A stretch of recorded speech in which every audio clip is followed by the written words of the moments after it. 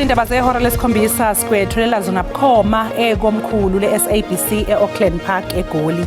Nazi izinohlonze kusihlwa nje.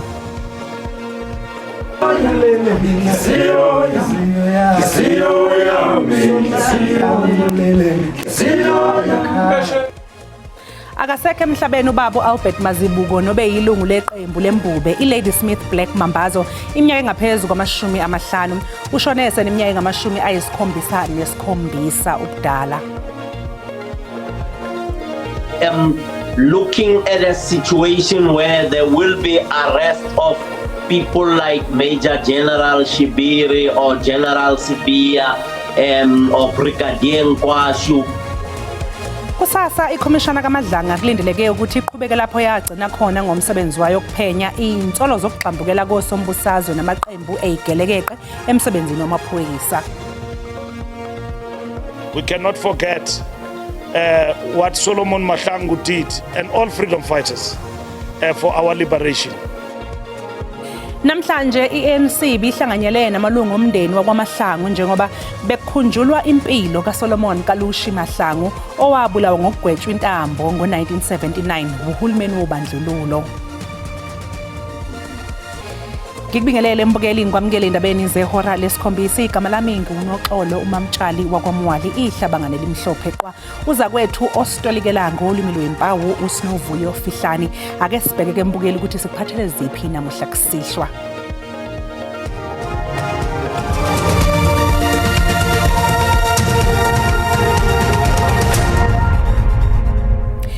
Alokhu engene njalo amazwi enduduzo ngokudlula emhlabeni kababa uAlbert Mazibuko nobe yilungu leqembu lembube iLadysmith Black Mambazo iminyaka engaphezulu kwama-50. Ushone eneminyaka engama-77 ubudala.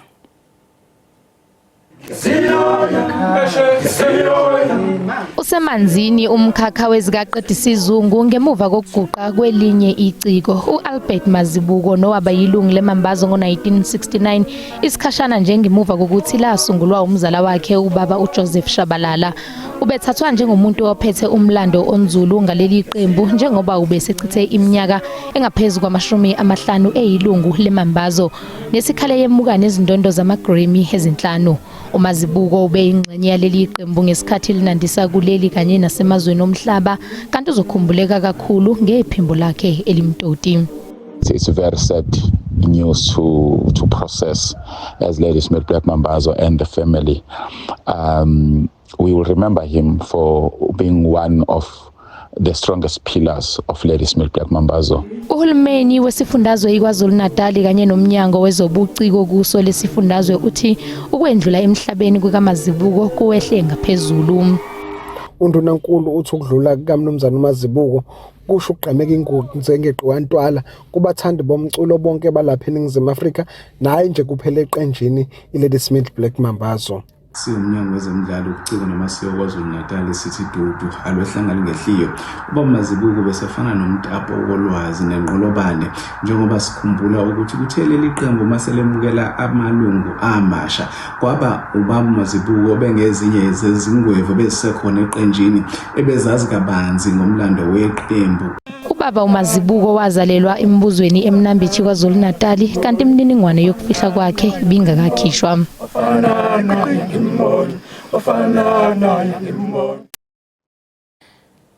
Kusasa ikhomishana eholwa yijaji eselathatha umhlalaphansi uMbuyiseli Madlanga kulindeleke ukuthi iqhubeke lapho yagcina khona ngomsebenzi wayo wokuphenya insolo zokuxambukela kosombusazwe namaqembu eyigelekeqe emsebenzini wamaphoyisa ngemva kwekhefu lamaholiday ephasika.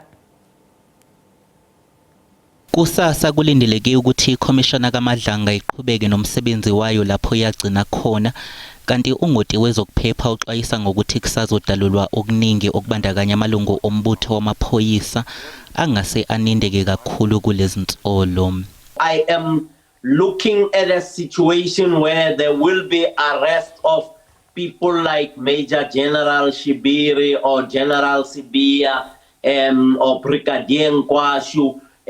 Based on what we have seen with regard to the arrest of that sergeant, looking at the pattern tells me that we need to expect more arrests. Kolunye udaba olusematheni umashayile uqagula ukuthi umkhuzo wamaphoyisa kuzwelonke uzomiswa emsebenzini uma esevele enkantolo ngezinsolo zokwephula umthetho wokusebenza kwemali yabakhokhi intela maqondana nenkontileka ye-Medicare 24 Tshwane District eyanikezwa usomabhizinisi uVusimuzi Khethematlala.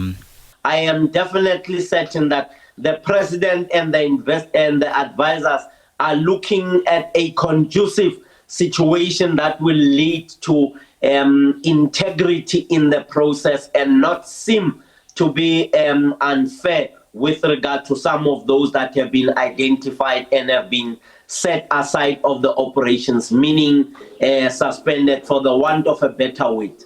Ikhomishana kulindeleke ukuthi ikhiphe umbiko wayo wesibili wesikhashana mhla zingama-29 kuNhlaba. Unobhala jikelele we-ANC ufikile eMbalula uqagule ukuthi kuzobhungwa ngesikhalo esenziwe uphiko lomakadebona be-ANC asebezwakalise ukungahambisani kwabo nesinqumo sokuqokwa kasihlalo we-EFF eGauteng uNkululeko Dunga osengamele ihhovisi lomnyango wezimali kuhulumeni waseGauteng. uMbalula ubekhuluma embuthanweni wama-47 wesikhumbuzo sikaSolomon Kalushi Mahlangu obusemamelodi. Igaba lokugixa bezwa kukaDunga ngesikhundla kuhulumeni waseGauteng seliqubulo omkhulu umdontsiswano wangaphakathi ezinhlakeni ze-ANC. uMbalula uthi izikhalo ezikhona zizodingidwa ngaphakathi eqenjini. Uyexwayiseke labo abasuke bengenelisekile ngezinqumo ezithile ngokuthi akufanele baphumele ngaphandle kodwa kufanele balandele imigudu yangaphakathi ukuze kuxoxwe. There are issues with regard to Gauteng that have been raised, not only the Veterans League, Women's League, Youth League and so on.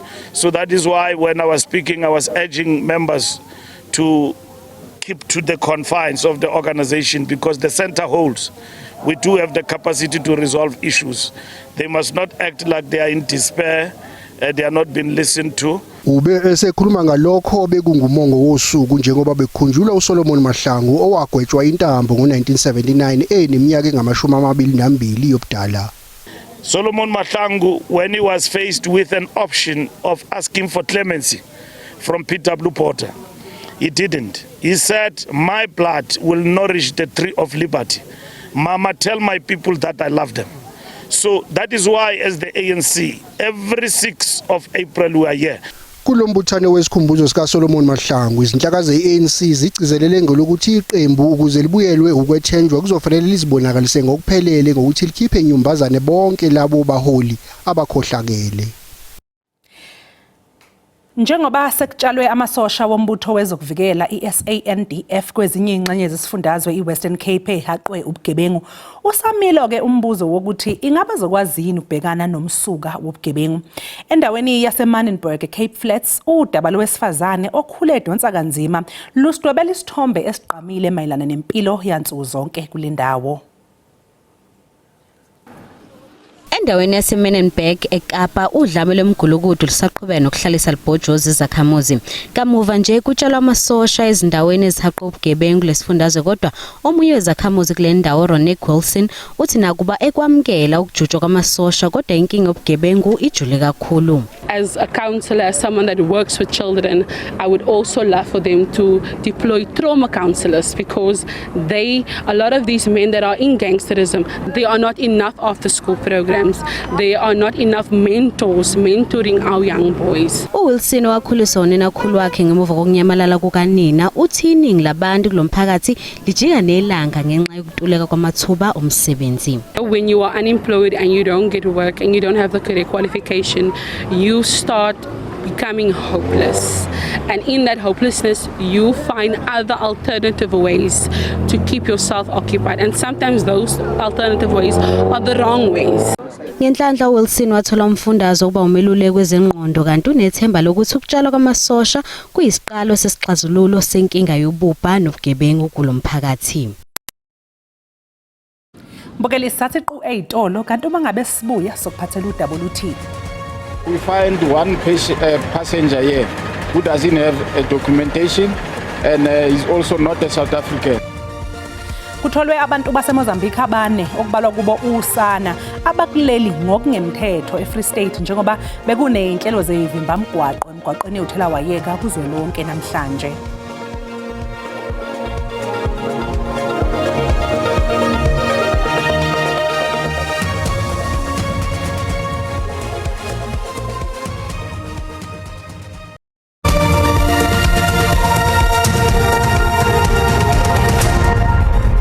Sibingelela siphinde sikwamukele mbukeli mangabe usanda kungena asikukhumbuze ukuthi lezi indaba ziyatholakala ku YouTube na ku SABC Plus. Wena nje kufuna ukwenze ukuthi ungene kuzo uyicinga amagama athi SABC izindaba na kanjani uzoyithola ngomnjalo bazo. Ababhekele ezokuphepha emgwaqeni bathi akunamuntu ozoxekiselwa umthetho emgwaqeni. Basho lokhu emva kokuthi kuboshwe abane abadabuka eMozambique kanye noyedwa waseZimbabwe eFree State ngenxa yokuthi bebenganawo amaphepha abagunyaza ukuthi babe kuleli. Owengamele ezokuphepha eFree State uthi bazoqhubeka beqinisa ukulandelwa komthetho emgwaqeni. Usho lokho emva ukuba kuboshwe abana abadabuka eMozambique okubalwa kubo nengane emgwaqeni uN1 ngenxa yamaphepha agunyaza ukuba bebekuleli. Nomunye waseZimbabwe uboshwe ngenkathi ekhishwe ebhasini ebiqhamuka eMthatha ibheke eGoli. We are not always there behind the steering wheel of each and every driver. It is driver's behavior that can also assist us. That's why our message is always very simple, that people must make sure that they plan their trips. Obhekele ezokuphepha esifundazweni eMpumalanga uqinisekise ukuthi kwenzeke ingozi ezimbili namhlanje esifundazweni. Waqhamisa ukuthi basebenza ngokuyikhandla ukuqinisekisa ukuthi azikho ezinye ezenzekayo. The driver lost control. It was a Kumbi. It had 15 passengers in it. 5 were seriously injured and 10 were slight. And another one happened just about 7-8 kilometers out of Piet Retief towards Ermelo, where it was a head-on collision. Again, a Kumbi is involved with the SUV, where 3 people were reported dead. Senjalo, bekuyisiminyaminya emgwaqeni uN1 phakathi kwePulukwane nePitoli. Iphathimandla zomgwaqo Western Cape zithe seziqaphelile ukuthi uyanda umkhuba ukuthi abantu beshayele bedla imponjwana nokuthi kuhanjwa ngesivinini eseqile. Ngakolunye uhlangothi kudlule abayishumi nesikhombisa emhlabeni eEastern Cape ngenxa yengozi zomgwaqo ngempelasonto yePhasika. Kusenjalo iphathimandla zezomthetho kwaZulu-Natal zithi luthele ithelo uhlelo lwevimba mgwaqo ngalempela sonto yePhasika yize kusenokukhathazeka ngesibalo sabashayela budedengu emgwaqeni yesifundazwe. Iziphathimandla zokuthutha kwaZulu-Natal zithi kulindele ukuthi sinyuke isibalo sezimoto eziphuma eThekwini ngomsombuluko nangoLwesibili njengoba izivakashi zibuyela emakhaya. Iziphathimandla zithi zingaphezulu kuka-16,000 izimoto ezimisiwe kusukela kuqala impela sonto yePhasika kanti bangaphezulu kuka-2,500 abashayeli abathole inhlawulo kwathathwa izimoto ezingu-150 ezingafanele ukuba semgaqweni. Siswela ngoLwesihlanu kuze kube namhlanje kuseni sisibambe abantu aba-over 100 okukhombisayo ukuthi i-consent ikhona futhi inkulu kuyi-drinking and driving. And kuma cases where simisa khona imoto la kunakhona ama roadblocks uyabona ukuthi bakhona abantu abasabanja namanje for imoto ezingekho esimenze ukuthi besemgaqweni. Abashayeli bezimoto bakuthokozele ukwanda kwamaphoyisa emgwaqeni yesifundazwe.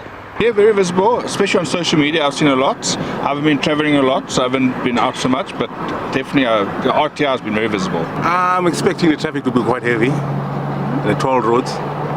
That's it. Your message to other road users? Be safe. Be careful. It's dangerous. You must wake up. Iziphathimandla zithi zizoqhubeka nokwenza izivimba mgwaqo ukuqinisekisa ukuphepha emgwaqeni. Ngingunonhlakanipho Magwaza ezindabeni ze-SABC eMarian Hill. Uphiko oluqapha imingcele liyaqhubeka nokuhlola izinkulungwane zezivakashi kuyo yonke imingcele emkhulu engena kuleli njengoba sekuphele impela sonto yamaholide ePhasika. Lolu hlelo luyoze liphothulwe ke ngoLwesine mhla ziyisishagalolunye kuMbasa.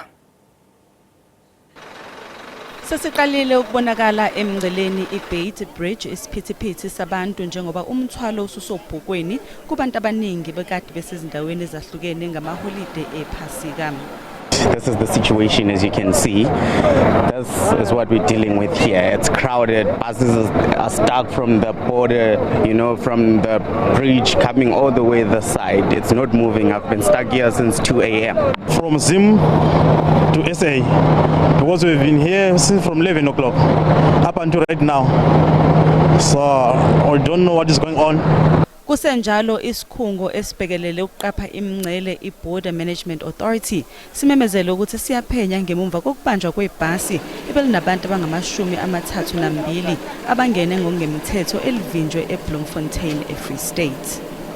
Now, ultimately, they said the bus was intercepted as indicated in Bloemfontein, and on that basis, they said there were 32 additional people in that bus, and those people did not have documents. So we are not able to confirm where did that particular bus driver pick those people up, and ultimately, they ended up in Bloemfontein. So from where we are sitting, we are saying that particular issue is under full investigation. IBMA iphinde yabamba abantu abangaphezulu kwamakhulu amane abangenazo izincwadi ebebezama ukungena kuleli ngokungemthetho.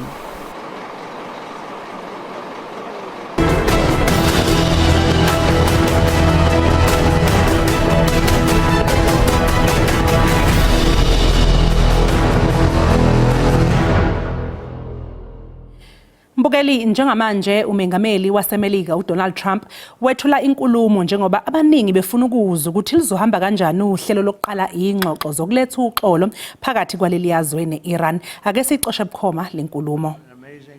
We thank God for every single one of them and the talent.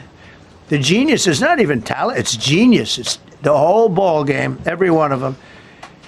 If you look at what we did with Maduro, we went into a military compound, a massive, with thousands and thousands of soldiers, and within a matter of minutes, and he lived behind iron doors. There were steel doors, broke them down so quickly, and within almost minutes, he was in the back of these planes. It was a similar group, incredible. We have incredibly talented people, and if the time comes, we move heaven and earth to bring them home safely. We're going to bring our people home safely. I want to thank every member of the U.S. Armed Forces involved in these historic operations. They really were historic. It's just not something that's done. And you'd understand it. Not that they don't want to do it, but when you're going into areas, when you look at these helicopters, when you look at the amount of bullets and everything else that they took, when you go into these areas, you don't come out like we came out. God was watching. Sisathi ke qu eyitolo kanti uma ngabe sibuya sobe ke sesiphathele umhlahla wesimo sezulu nesangoma sezulu umkhushulu wamsimanga.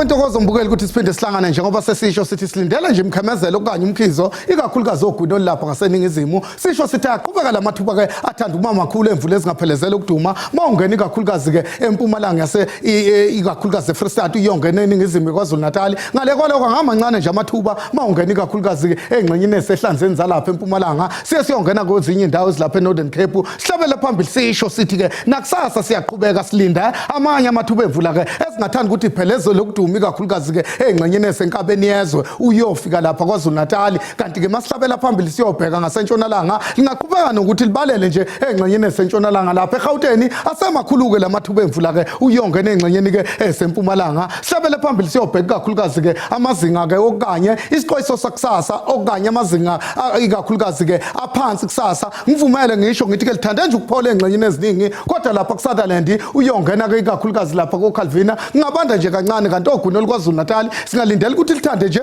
ukuthi ke lifuthumali kakhulukazi eRichards Bay uyongena eThekwini sihlabele phambili siyobheka ke amazinga aphezulu ikakhulukazi osungula kusasa ngivumele ngithi ke lithande nje ukufuthumala mawungena ikakhulukazi ke engxenyeni ezilapha kwaZulu Natal okanye ngapha ngasentshonalanga kwaZanda Bay kuthi kushisa kancane mawungena kwaPhindini koCalvina ukuthi ukufuthumala uyongena lapha eKapa sisho sithi ke ngathanda ukufuthumala uyongena ke endaweni ephakeme zalapha eStern Cape lingathanda nje ukufuthumala kulozo ndawo sihambe siyongena ikakhulukazi ke engxenyeni zaseFree State ngivumele ngisho ngithi ke lithanda ukufuthumala lapha eFree State uyongena lapha eGauteng lithanda ukuba phakathi ngisho ngithi ke mawungena kwaZulu Natal lapha koMnambiti libe phakathi ngoba osukwini lakusasa lizobe libafazi beduba inyama ukuyongena lapha eMpumalanga ngoEmelo kuthi kubanda kancane noma ungena lapha koMbombela koPholokwane ngathanda nje ukuba phakathi ngivukele ngivumele ngithi ke ngiyathatha indaba enobusuku obuhle.